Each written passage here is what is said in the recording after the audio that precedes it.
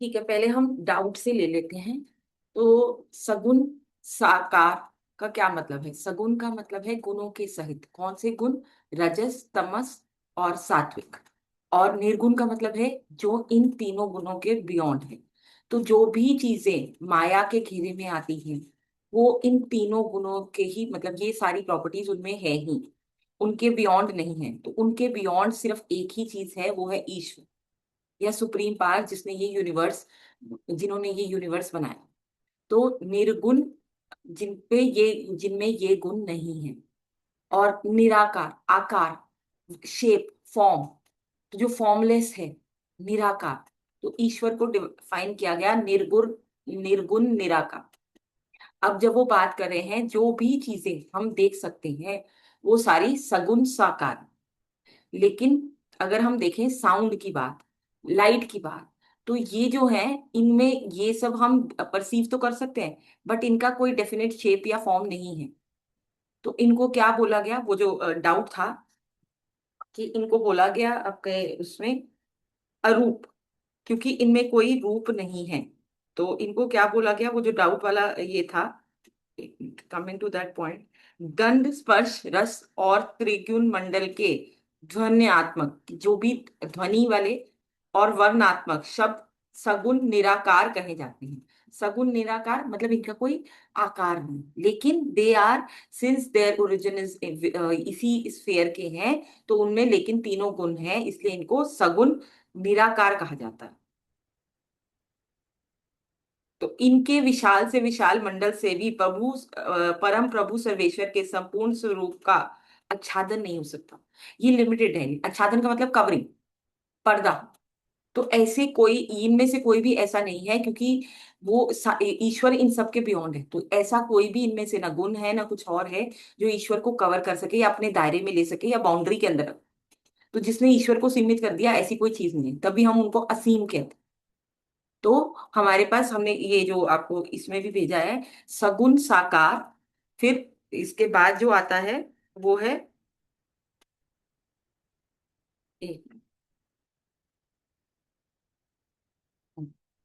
सगुण साकार with form with three qualities.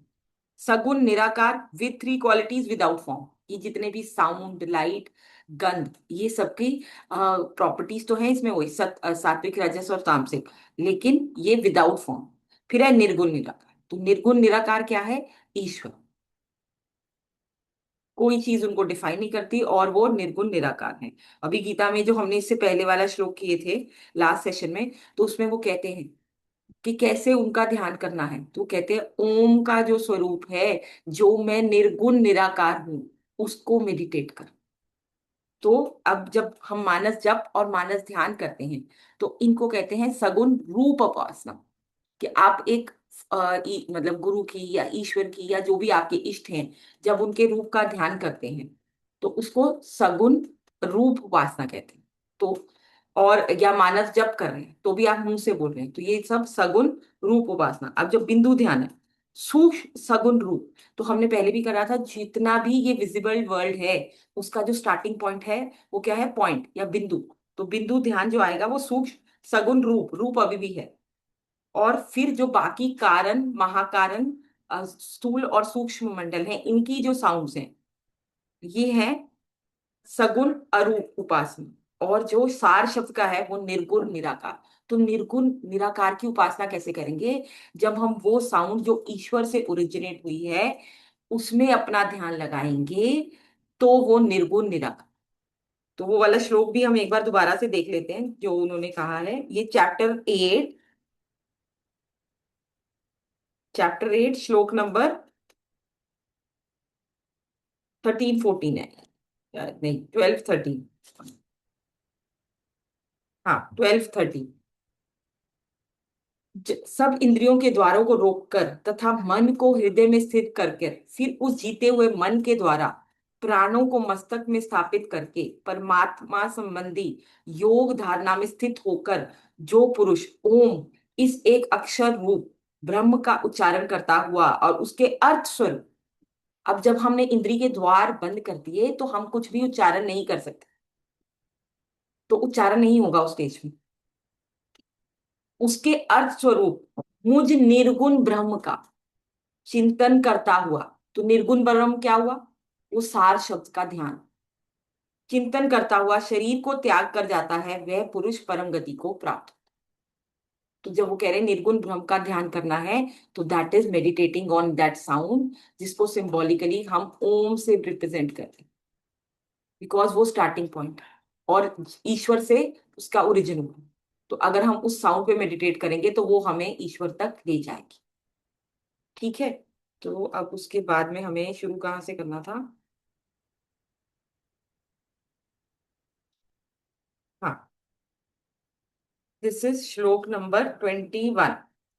जो अव्यक्त अक्षर, अक्षर मतलब जिसको कभी डिस्ट्रॉय नहीं किया जा सकता, अव्यक्त जो मतलब प्रकट नहीं है, जो अव्यक्त अक्षर इस नाम से कहा गया है, उसी अक्षर नामक अव्यक्त भाव को परम गति कहते हैं। तो परम गति क्या है? जिसे कहते हैं कि हमें मोक्ष प्राप्त करना है या परम धाम प्राप्त करना है या ईश्वर का परम, तो वहां पे क्या है? वो अव्यक्त है, प्रकट नहीं है और उसका कभी नाश नहीं होता। इससे पहले वो कहते हैं कि ब्रह्मा के उसमें, जब ब्रह्मा की दिन होता है तो सब अप्रकट से प्रकट होते हैं, सूक्ष्म शरीर से स्थूल उसमें आते हैं, ब्रह्मा के सूक्ष्म शरीर से सारे प्राणियों की उत्पत्ति होती है। तो अब ये क्या कह रहे हैं कि उससे पहले वाले श्लोक में वो बोलते हैं कि सब कुछ जब भी प्रकृति का नाश होता है, तो वो जो है, ये दिस इज 20, उस अव्यक्त भाव से भी अति परे, अर्थात विलक्षण जो सनातन अव्यक्त भाव है, वह परम दिव्य पुरुष सब भूतों के नष्ट होने पर भी नष्ट नहीं होता। कि सब प्राणियों के जब भी प्रकृति की जितनी बार भी उत्पत्ति होती है और विलय होता है, वो जो ईश्वर का धाम है, उसका कभी नष्ट नाश नहीं होता। तभी उसे अक्षर कहते हैं, जिसका कभी विनाश होना पॉसिबल नहीं। हे पार्थ, जिस परमात्मा के अंतर्गत सर्वभूत हैं और जिस सच्चिदानंद परमात्मा से ये समस्त जगत परिपूर्ण है, वह सनातन अव्यक्त परम पुरुष तो अनन्य भक्ति से ही प्राप्त होने योग्य। अब उन्होंने ईश्वर को प्राप्त करने का तरीका जो इस सारे चैप्टर्स में, 6 चैप्टर ऑनवर्ड्स डिफाइन करते आ रहे हैं, 6, 7, 8। तो वो कैसे, वो परम गति कैसे प्राप्त होगी, वो परम धाम कैसे प्राप्त होगी? यानी जिस परमात्मा के अंतर्गत के ये जितने भी ऑर्गेनिज्म हैं, सर्वभूत सारे प्राणी ईश्वर के अंडर हैं, जिस परमात्मा के अंतर्गत सर्वभूत है और जिस सच्चिदानंद परमात्मा से यह समस्त जगत परिपूर्ण है, ऐसा कुछ भी नहीं है जो उस एनर्जी के बाहर है, सब कुछ उस एनर्जी के ही अंदर। वह सनातन सबसे पहले का अव्यक्त परम पुरुष तो अनन्य भक्ति से ही प्राप्त हो। तो ईश्वर को कैसे प्राप्त कर सकते हैं? अनन्य भक्ति से। भक्ति क्या है? प्रेम, डिवोशन। भक्ति इज कंप्लीट सरेंडर।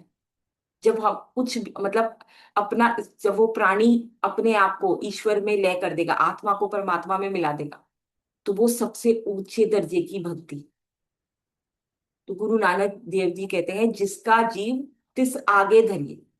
तो जिन्होंने हमें बनाया है, ये जो हमारा आत्म रूप है, जब ईश्वर में मिला देते हैं, ये सबसे हाईएस्ट लेवल की भक्ति। अगर हम प्रकृति में ही देखें तो जितनी चीजें हैं प्रकृति में, वो अपने आप को मिटाकर दूसरी चीज को वो दे रही।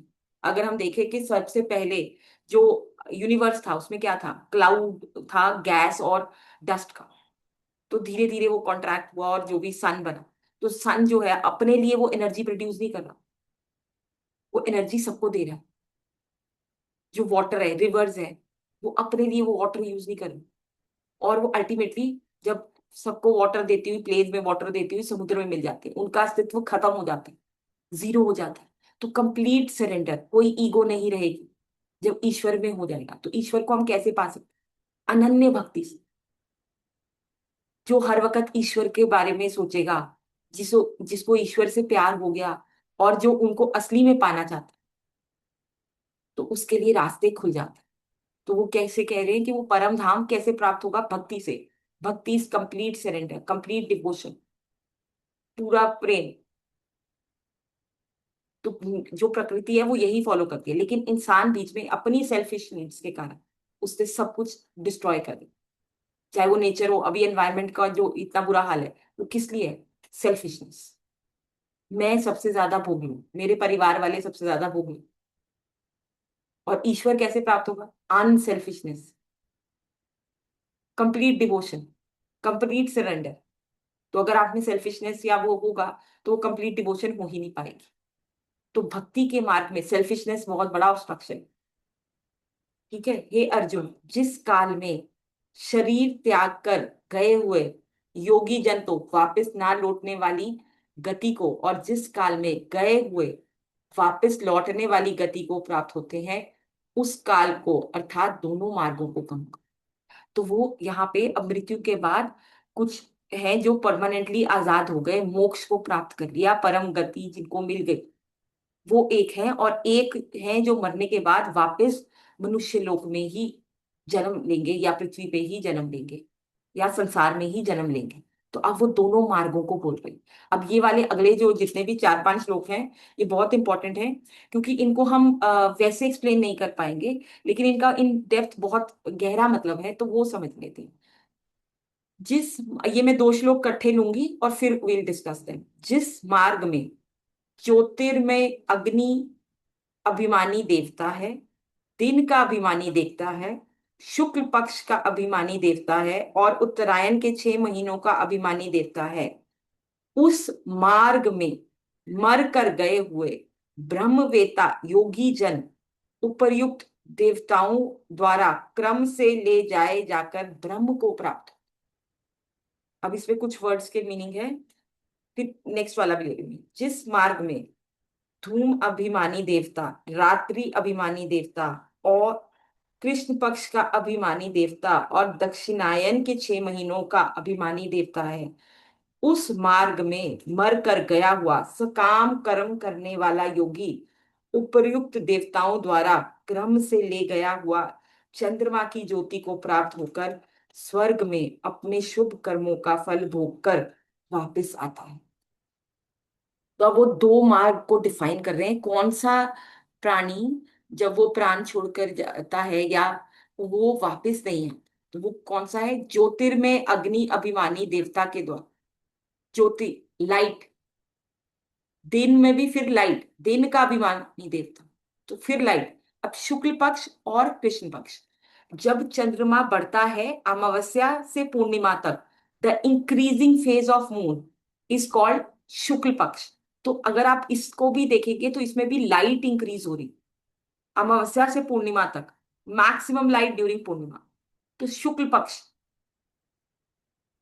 का अभिमानी और उत्तरायण के 6 महीने, तो अर्थ की जो रोटेशन है सन के अराउंड, उसको 6 6 मंथ्स में बांटा गया। उत्तरायण, उत्तरायण कहाँ है? When the sun earth is moving from south to north, ऊपर की तरफ, इस तरह से, नॉट ऊपर की तरफ, उत्तरायण की तरफ। तो ये कौन से महीने हैं जब वो days are longer, nights are shorter, तो ये समर मंथ्स। और इसके ऑपोजिट जो है दक्षिणायन, from north to south, winter month, जब days are shorter and nights are longer. तो अगेन, अब ऐसा कैसे हो सकता है कि इस पर्टिकुलर टाइम में अगर कोई मरेगा तो वो स्वर्ग में जाएगा या उसको मोक्ष होगा? क्या मोक्ष सिर्फ टाइम पे? फिर तो सब अपनी, जो लोग भी ऋषि मुनि अपनी डेथ को कंट्रोल कर सकते हैं, वो तो उत्तरायण में ही प्राण छोड़ेंगे। तो क्या बोल रहे हैं? उत्तरायण में गए हुए, उस मार्ग में मरकर गए हुए ब्रह्मवेता योगी जन। अब डिफाइन क्या कर रहे हैं, कौन से लोग? यहाँ पे नेक्स्ट श्लोक में उन्होंने बोला सकाम करने वाले, और यहाँ में क्या बोल रहे हैं वर्ड? ब्रह्मवेता योगी जन, जिन्होंने ब्रह्म को प्राप्त कर लिया। उस मार्ग पे मरकर गए हुए ब्रह्मवेता योगी जन उपर्युक्त देव, ऊपर वाले देवता हैं जो 3 देवता बता रहे हैं, शुक्ल पक्ष, उत्तरायण, ज्योतिर्मय, दिन का देवता, वो क्रम से ले जाकर ब्रह्म को प्राप्त होते हैं। तो ट्राई टू अंडरस्टैंड ये क्या कह रहे हैं, लाइट की बात कर रहे हैं। तो जिन्होंने ब्रह्म को प्राप्त कर लिया, जिनके अंदर लाइट है, जो प्रकाश रूप हो गए, वो सारे जब डेथ होगी उसके बाद वो ब्रह्म को ही प्राप्त होंगे। It has nothing to do with the time. ये सारा सिग्निफाई क्या कर रहा है? लाइट को, शुक्ल पक्ष लाइट को, दिन लाइट को, अग्नि लाइट को। और अगर हम अपनी बॉडी को ही देखें, तो अगर हम डायरेक्शंस के हिसाब से देखें तो हमारा ऊपर वाला पार्ट नॉर्थ और नीचे वाला पार्ट साउथ। तो जिसने अपने आप को ऊपर पहुंचा दिया, फोर्थ लेवल ऑफ कॉन्शियसनेस, तुरियावस्था, तुरियावस्थातीत, जिसने अपने आप को वहां पहुंचा दिया, तो जब वो प्राण त्यागेगा तो वो ईश्वर को ही प्राप्त होगा। और अगर हम अपनी बॉडी का नीचे ऊपर नॉर्थ तो नीचे साउथ, तो जो अभी पिंड में ही है, जिसकी कॉन्शियसनेस अभी बॉडी के ही लेवल पे है, तो जब वो प्राण त्यागेगा तो वापस इसी मनुष्य लोक में ही आए। तो ये बहुत इंपॉर्टेंट है कि जैसे भीष्म पितामह, उन्होंने उत्तरायण के 6 महीनों में ही शरीर त्यागा था, लेकिन उनको उनको मोक्ष नहीं मिला। तो मोक्ष अगर सिर्फ टाइम से ही मोक्ष डिसाइड हो जाता तो बहुत इजी था। तो जो उत्तरायण के 6 महीनों में मरे गए, तो क्या उन सबको मोक्ष प्राप्त हो जाएगा? नहीं। इन्होंने क्या बोला? ब्रह्म वेता योगी, जिन्होंने ब्रह्म को पा लिया, ऐसे योगी।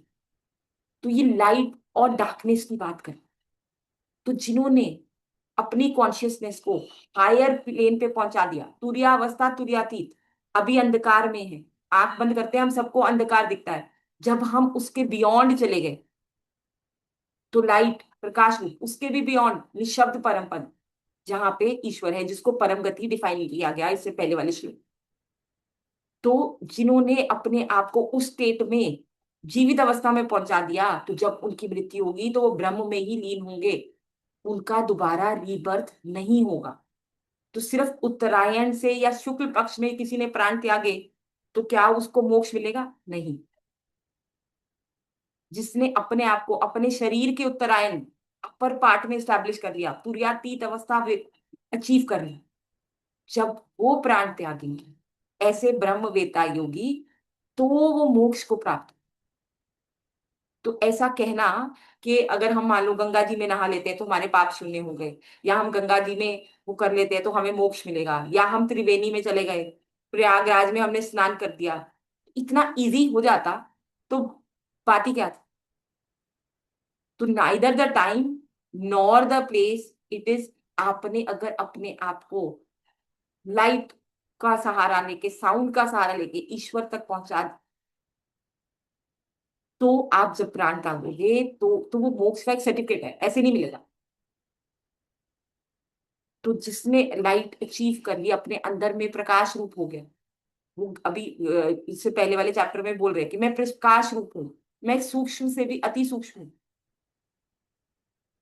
तो वो जब प्राण त्यागेंगे तो वो परम गति को प्राप्त होंगे, उनको वापस नहीं आना।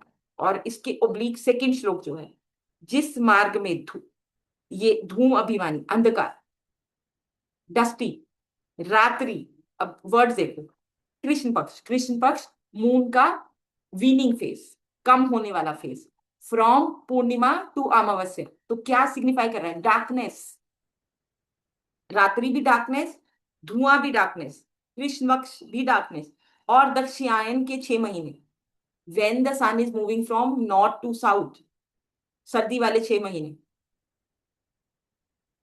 उस मार्ग में मरकर गया हुआ सकाम कर्म करने वाला, डिफरेंस इज ऑल्सो कि कौन सा वाला, वहां पे क्या वर्ड यूज किया? ब्रह्मवेता योगी, यहाँ पे सकाम करने वाला योग। तो वहां पे जिसने ऑलरेडी ईश्वर को जीते जी अचीव कर लिया है, तो मरने के बाद वो ब्रह्म में ही लीन हो। और यहाँ पे क्या बोल रहे हैं? सकाम कर्म करने वाला। और जो 4 चीजें बोली, रात्रि, धुआं, कृष्ण पक्ष, तो ये सारा क्या डिनोट करता है? डार्कनेस, अभी नॉलेज नहीं हुई। और अगर हम शरीर में नीचे, मतलब नॉर्थ ऊपर वाला पार्ट, साउथ नीचे वाला, तो जब हमारी कॉन्शियसनेस हमारे शरीर के ही लेवल में है, तो अगर हम उसके प्राण छोड़ेंगे, उपर्युक्त देवताओं द्वारा क्रम से ले गया हुआ चंद्रमा की ज्योति को प्राप्त होकर स्वर्ग में अपने शुभ कर्मों का फल भोग कर वापस आता है। तो अगर किसी ने पुण्य कर्म भी किए हैं, तो मरने के बाद वो पुण्य कर्म भोग के उसको वापस यही आना है, और ये चक्कर चलता ही रहेगा, इसका कहीं छुटकारा नहीं है। लेकिन जब वो कहते हैं कि जिसने अपने आप में मुझे, मतलब अंतरात्मा को मुझ में लगाकर, जब उसका जो बुद्धि है स्थिर हो गई, उसका चित्त है जब स्थिर हो गया, और ईश्वर में वो विलीन हो गया, तभी उसकी वापसी हुई। तो अगर हमने बहुत अच्छे भी कर्म किए हैं तो भी हमें मनुष्य लोक में आना ही पड़ेगा, till the time we achieve him. जब तक आत्मा परमात्मा में लय नहीं हो जाएगी, हमारे पुनर्जन्म होते ही रहेंगे। वही लाइफ डेथ का साइकिल, आवागमन का चक्र, जिसमें अनगिनत पीड़ा है। संसार को कैसे डिफाइन किया उससे पहले वाले श्लोकों में उन्होंने, दुख रूप, शंग भंगुर। तो हमें वापस आना ही पड़ेगा। तो अगर ये, इसको हम लिटरल मीनिंग वैसे ले लें कि अगर एंड के 6 महीनों में जो जा रहा है, वो उस टाइम पे जितने सारे लोग हों, चाहे उन्होंने कितना पाप किया हो, तो क्या वो मोक्ष को प्राप्त होंगे? उत्तरायण में मान लो कितने सारे लोगों की डेथ हो रही है और उनमें से कुछ महापापी भी, तो क्या उनको मोक्ष मिलेगा? नहीं मिलेगा। ठीक है। तो क्योंकि ये वर्ड्स ही सिग्निफाई कर रहे हैं डार्कनेस, इग्नोरेंस। अभी नॉलेज नहीं हुई, प्रकाश नहीं हुआ। और कैसा मनुष्य? सकाम कर्म करने वाला, तो वो पृथ्वी में ही, मतलब वो संसार में ही वापस आ। क्योंकि जगत के दो प्रकार के, शुक्ल और कृष्ण, अर्थात देवायन और पितरायन मार्ग सनातन माने गए। देवताओं के द्वारा ले जाए गए, देवताओं का मार्ग। पितरायन जो वापस आए। ठीक है। इनमें एक के द्वारा गया हुआ, जिससे वापस नहीं लौटना पड़ता, वो देवयान मार्ग है, उस परम गति को प्राप्त होता है। और दूसरे के द्वारा गया हुआ, पितृयान, गया हुआ फिर वापस आता है, अर्थात जन्म मृत्यु को प्राप्त होता है। ठीक है। तो यहाँ पे वही है कि जिसने अपने आप को हायर लेवल ऑफ कॉन्शियसनेस में, तीन अवस्थाएं कौन सी जो हम रोज देखते हैं? जागृत, स्वप्न और गहरी नींद, सुपुष्टि। और उससे ऊपर की अवस्था तुरियावस्था और तुरियातीत। तो जब हम उसके बियॉन्ड चले गए, तुरियातीत, इस कॉन्शियसनेस के प्लेन से बाहर चले, तभी हम वापस नहीं आएंगे। ठीक है। हे पार्थ, इस प्रकार इन दोनों मार्गों से तत्व से जानकर कोई भी योगी मोहित नहीं होता। तो जिसने ईश्वर को तत्व से जान लिया, तो वो बाकी सारी चीजें भी तत्व से जान के, कि यूनिवर्स का क्रिएशन कैसे है, ब्रह्मा के जब वो क्या बोल रहे हैं, 1000 चतुर्युग की अवधि का तो उसको सब पता चल गया कि ये दो मार्ग हैं, ये ईश्वर तक जाने का मार्ग है और ये वापस आने का। तो उस उसको अब वो मार्गों की भी नॉलेज डेप्थ में हो गई, तत्व से हो गई। उसके लिए उसको क्या बोलते हैं? सर्वज्ञ। सारी जितनी भी यूनिवर्स में नॉलेज है, जिसने अपने आप को ईश्वर में मिला दिया, वो नॉलेज उसके लिए अवेलेबल हो गई। तो वो क्या कह रहे हैं? इस प्रकार इन दोनों मार्गों को तत्व से जानकर, जिसने ओरिजिनल फॉर्म में जान लिया, उसके लिए अब कुछ जानने को वापस ही नहीं रह गया। उसको पता है कि यूनिवर्स कैसे क्रिएट हुआ, और जाने के दो रास्ते हैं। एक जिसके बाद वापस आना नहीं पड़ता, मोक्ष। और दूसरा जो कि हमें संसार बंधन से बांध के रखता। तो फिर वह मोहित नहीं होता। इस कारण से हे अर्जुन, तू सब काल में समबुद्धि रूप योग से युक्त हो, निरंतर मेरी प्राप्ति के लिए साधन करने वाला हो। तो अब उन्होंने एग्जैक्टली प्राप्त क्या करना है वो भी बता दिया। तो अब समबुद्धि योग चैप्टर सेकंड, ये बार बार आता है जब वो कहते हैं तू समबुद्धि में ही या बुद्धि योग में ही रक्षा का उपाय ढूंढ, सकाम कर्म अति निम्न श्रेणी का, नीचे वाली कैटेगरी का। तो अब किसी को याद है समत्व बुद्धि रूप योग? या हम एक बार दोबारा उसको वापस से ले, एक बार दोबारा ले लेते हैं, क्योंकि ये बहुत जगह आता है। तो हमें पता तो होना चाहिए समत्व बुद्धि रूप योग है क्या। ठीक है। हाँ, ये है चैप्टर सेकंड, श्लोक नंबर 48। चैप्टर सेकंड, श्लोक नंबर 48।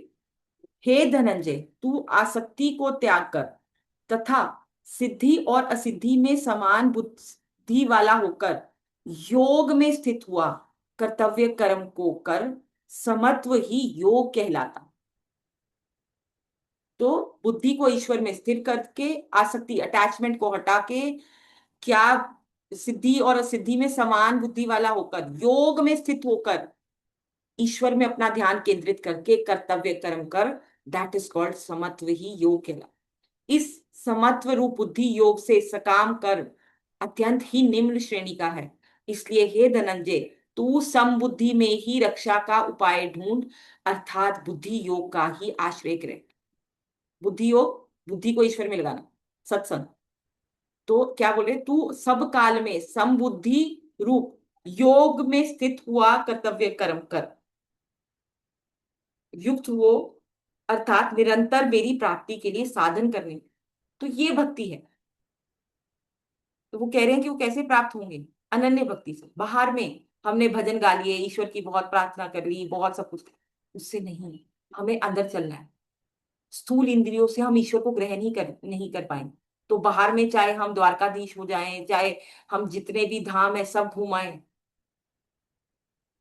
यहाँ स्नान कर लें, वहां स्नान करते हैं, उससे कुछ नहीं होगा। तो जब तक हम ईश्वर में अपने आप को, जो वो साधन बता रहे हैं करके, उसमें स्थिर नहीं हो जाते, तब तक हम ईश्वर को नहीं पा सकते। तो वो यहाँ कह रहे हैं कि तू निरंतर मेरी प्राप्ति के लिए साधन करने वाला, साधन भी बता दिया। और क्या बोल रहे हैं, बार बार, ये बार बार, हर बार, मतलब हर चैप्टर में, निरंतर मेरे मेरे मेरा ध्यान कर, मुझे भज, मेरा स्मरण कर। तो यहाँ पे भी वो यही बोल रहे हैं कि तू सब समय में, सब काल में समबुद्धि रूप योग से युक्त हुआ, योग में स्थित होकर कर्तव्य कर्म कर, अर्थात निरंतर मेरी प्राप्ति के लिए साधन करने वाला हो। तो he is giving him instruction, do this. योगी पुरुष इस रहस्य को तत्व से जानकर वेदों में पढ़ने वाले तथा यज्ञ तप और दान आदि के करने में जो पुण्य फल कहा गया है, उस सब को निसंदेह उल्लंघन कर जाता है और सनातन परम पद को प्राप्त। तो वो क्या कह रहे हैं, कितना भी दान, एक पुण्य कर्म कौन से, यज्ञ तप और दान, कितना भी कोई यज्ञ करे, तप करे और दान करे, उसके कारण अर्जित जो भी पुण्य कर्म है, उसके ऑपोजिट जो निसंदेह, मतलब जो ईश्वर में अपने आप को कॉन्स्टेंटली लगाता है, इस रहस्य को तत्व से जानकर, ओरिजिनल फॉर्म में जानकर, वेदों में पढ़ने वाले, तो वेदों में जितने भी यज्ञ बोले गए हैं, तप बोले गए हैं, दान बोले, उन सब का उल्लंघन, उनको क्रॉस कर जाता है, ही गोज बियॉन्ड देम, उन सबको निसंदेह उल्लंघन कर जाता है और सनातन, सबसे पहले का परम पद को प्राप्त होता है। तो this chapter from 6th to 8th, 6th में उन्होंने ध्यान योग के बारे में बताया। अब उसी में ही आगे क्या एग्जैक्टली करना है, किस लेवल तक पहुंच के फिर आपको वापस नहीं आना पड़ेगा, और यूनिवर्स की क्रिएशन कैसे, पूरा पाथ डिफाइन कर दिया इन 3 चैप्टर्स में। तो जो क्या कह रहे हैं कि मुझे कैसे प्राप्त कर रहे हैं, अनन्य भक्ति। और भक्ति क्या है, डिवोशन, पूरा कंप्लीट सरेंडर। और फिर उससे पहले 6th चैप्टर में क्या बोलते हैं, सर्व संकल्पों का त्यागी, कोई थॉट नहीं, कोई वेव्स नहीं उठ रहे थॉट के। तो क्या, जब ईश्वर को प्राप्त कर लिया तो क्या हुआ, परम गति, परम शांति। वहां पे कोई नहीं, कोई साउंड नहीं है, कोई टाइम नहीं है, कोई स्पेस नहीं है, कोई हलचल नहीं। तो उस शांति को फिर वो प्राप्त करे। जब तक इस संसार में है, थॉट्स उसको तंग करते रहते हैं, ध्यान में बैठेंगे तो भी। तो ये पूरा प्रोसीजर उन्होंने एक्सप्लेन कर दिया कि क्या करना है। और उसके लिए क्या चाहिए, प्रेम, डिवोशन, क्योंकि इतने सारे जन्मों से वो ही हमें बचाते आ रहे हैं, और हमारे कितने जन्म हो चुके हैं, और हम कितने दुख सुख भोग चुके हैं, उसका कोई एंड ही नहीं है। और वो संसार को कैसे बोल रहे हैं, 2 वर्ड से, दुख रूप और शंग भंग। कि इस संसार में जो सुख चाहने की इच्छा है, जिसके पीछे हम सांसारिक पदार्थों के पीछे भागते रहते हैं, वो मिलने वाली ही नहीं है, क्योंकि उनकी क्वालिटी नहीं है। तो दुख रूप, शंगभंगुर टेम्पररी। अब मैंने एक किराए का मकान लिया है, मेरे पास एक ओरिजिनल मकान है, मेरा घर है, मैंने एक कुछ दिनों के लिए, कुछ महीनों के लिए एक 2 कमरे किराए पे। अब मुझे पता है कि मैंने यहाँ सिर्फ 6 महीने के लिए रहना, मतलब टेम्परेरी वो है, और मेरा घर ऑलरेडी है, किचन भी है, सब कुछ है, मैं उसको थोड़ी देर के लिए यूज करूँ। तो क्या मैं अब उसमें टाइम इन्वेस्ट करूंगी कि मैं इसके पर्दे लगाऊं, इसमें बेड लगाऊं, इसमें ये मतलब बेड मान लो अवेलेबल है कि इसमें इसको डेकोरेट करूं। मैं कहूंगी नहीं, मुझे 6 महीने के लिए रहना है, मेरा ओरिजिनल घर तो वही है। तो दिवाली आएगी मैं उसी की सफाई करूंगी, यहाँ तो मैं 6 महीने के लिए हूँ, ठीक है, जो बेसिक रिक्वायरमेंट है वो करूंगी। ना मैं इसको सजा रही, ना मैं पर्दे लगा रही, ना मैं कुछ और करूँ। क्यों? क्योंकि मैं यहाँ सिर्फ 6 मंथ्स के लिए, तो मैं कोई भी ओवर इंटेलिजेंस नहीं कर रही। क्यों? क्योंकि I know this is temporary. मेरा परमानेंट हाउस तो है ही है। ये मैंने सिर्फ 6 मंथ्स के लिए because of lack of space या कुछ और किसी कारण से लिया। तो मैं वहां पे कुछ भी नहीं कर रही, ना उसको बहुत ज्यादा ओवर डेकोरेट कर रही हूँ, ना पर्दे लगा रही हूँ, ना अलग अलग तरह की फैंसी लाइट्स लगा रही हूँ, ना पंखे लगा रही हूँ। क्यों? क्योंकि ये टेम्पररी है। तो ऐसे ही ये जो हमारा शरीर है, ये जस्ट किराए का मकान है जो हमें 70-80 साल के लिए मिला है। और अगर हम, ये कितनी बेवकूफी नहीं होगी कि अगर हमने अपना सारा टाइम, एनर्जी इस शरीर की ही जरूरतों को पूरा करने में, पता है ये टेम्पररी है, छोड़ के जाना है। जो वर्ल्ड के बहुत रिचेस्ट आदमी भी हैं, बहुत सक्सेसफुल भी हैं, सब कुछ यहीं छोड़ के गए हैं, सिर्फ भक्ति का संस्कार कैरी फॉरवर्ड। तो ये कितनी बड़ी मूर्खता होगी कि वो जो किराए का मकान है उसको सजाने में पार्लर में बैठे हैं जी 3-3 घंटे, ये करा लें वो करा लें। एंड रिजल्ट, भाई ये शरीर का तो टीके ही होना है, ये तो शर है, नाश होना ही है, तो इसको सजाने से क्या होगा? तो बाहर की चकाचौंध में हम लोग इतने ज्यादा उलझ गए हैं कि ओरिजिनल जो पर्पस है हमारे शरीर का वो भूल गए हैं। वो कहते हैं ये जो शरीर है ये देवताओं को भी दुर्लभ है, क्योंकि ये मोक्ष दिला सकता है, ये हमें अमर कर सकता है, अमृत तत्व इसी शरीर में प्राप्त हो सकता है। तो ये शरीर क्या था? वो किराए का घर था। तो अगर हमने सारी अपनी फोकस एनर्जी इसी के ही पालन पोषण में, फिर इसके रिश्ते नातों में ही गवा दी, और ये सिर्फ थोड़ी देर के लिए मिला था, तो वो क्या कहते हैं, जो विषयों में अपना मन दे रहा है, अपने आप को दे रहा है, वो सुधा पलट के विष ले रहा है, सुधा अमृत को छोड़कर। एक बार ईश्वर में मिल गए तो उसके बाद आप अमर हो गए, आपको वापस आना नहीं पड़ेगा। तो हमने इस, मतलब जो थोड़ा सा टाइम हमें मिला था, उस सबको, उस किराए के मकान को जो मुझे 6 महीने बाद छोड़ के जाना है, उस सब के पीछे लगा दिया। तो अपनी बहुत बड़ी हानि करी। रामायण में वो कहते हैं मतलब आत्महन गति, मतलब it is like committing suicide, आत्महत्या कर ली। कि जो शरीर जिससे हम ईश्वर को पा सकते थे, हम स्वयं ईश्वर बन सकते थे,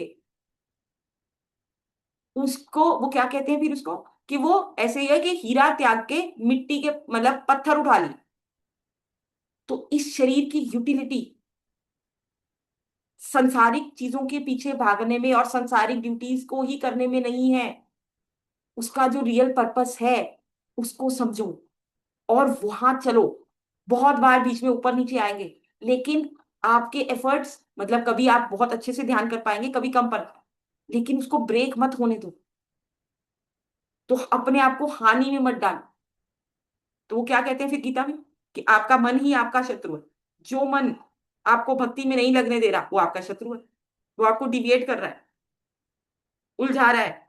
और वही मन जो आपको प्रेरित करता है कि नहीं भाई भक्ति में लग जा, यही मेन काम है, संसारिक काम करो लेकिन टाइम बांट बांट के, जो हमारी बॉडी की जिसमें सार्थकता है, यूटिलिटी है, वो काम करो। तो वो काम तो कर नहीं रहे। तो अब मैं, मुझे पता है 6 महीने बाद मुझे इस घर को या इस मकान को जो मैंने किराए पे लिया है इसको छोड़ के जाना, तो मैं उसकी पेंटिंग कलरिंग उसको अलग अलग तरीके से सजाने का कोई फायदा नहीं। और ये बात मुझे समझ में आती है और मैं नहीं कर, लेकिन ये जो बात है ये समझ में नहीं आती। सिर्फ ये लगता है कि 70-80 साल है यही हमारा जीवन।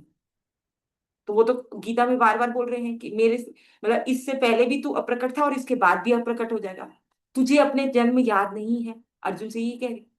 तो हमारे साथ भी यही है।